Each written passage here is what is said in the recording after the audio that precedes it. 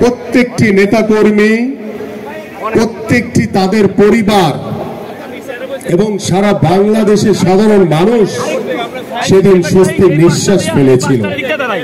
সেই স্বস্তির নিঃশ্বাস ফেলার অন্যতম কারণ আপনারা জানেন যে গত 17 বছর স্বৈরাচার শেখ হাসিনার সরকার কিভাবে বাংলাদেশ জাতীয়তাবাদী দলের প্রত্যেকটি নেতা কর্মীদের উপরে মামলা, হামলা, নির্যাতন, নিপীড়নের মাধ্যমে বাংলাদেশ জাতীয়তাবাদী দলের প্রত্যেকটি নেতা কর্মীদের উপরে যেভাবে জুলুম করেছে, প্রত্যেকটি আপনাদের নেতা কর্মীদের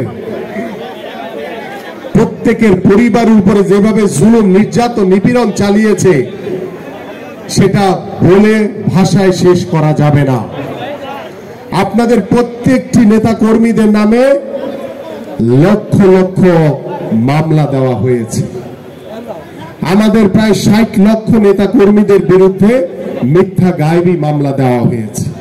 প্রায় 1.5 লাখের উপরে মিথ্যা মামলা।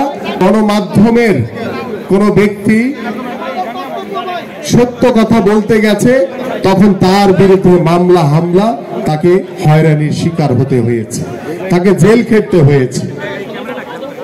যখন এদেশের সাধারণ মানুষ সত্য কথা বলার জন্য সৎ সাহস নিয়ে দাঁড়িয়েছে, ফ্যাসিস্ট সরকারের যে আজ্ঞাবহ গলা চেপে ধরেছে। আজকে বাংলাদেশের স্বাধীনতার আজকে আমরা 53 বছর পার করে ফেলেছি, কিন্তু সেই স্বাধীনতার 53 বছর পরে এসেও আমাদের বাংলাদেশের গণতন্ত্র পুনরুদ্ধারের জন্য, এদেশের মানুষের ভোটের অধিকার নিশ্চিত করার জন্য